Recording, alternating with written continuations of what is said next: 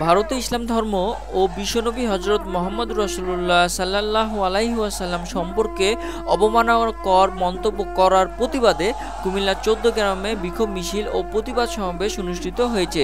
বুধবার দুপুর ২টায় ১৪ গ্রাম হায়দার মার্কেটের সামনে তৌহিদি জনতার বিক্ষোভ ও প্রতিবাদ সমাবেশ অনুষ্ঠিত হয়। এ বিক্ষোভ মিছিলে বক্তব্য রাখেন ১৪ গ্রাম উপজেলা মডেল মসজিদের খতিব ও ইমাম মুফতি আব্দুর রহমান।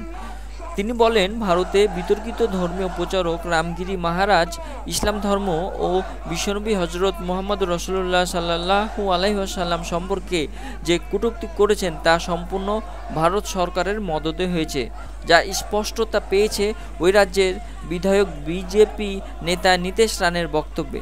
তারা যে ধৃষ্টতা দেখিয়েছে তা বিশ্ব সম্প্রদায়কে হতবাক করেছে। অতিলম্বে এই কটূক্তিকারীদের দৃষ্টান্তমূলক শাস্তি নিশ্চিত করতে হবে।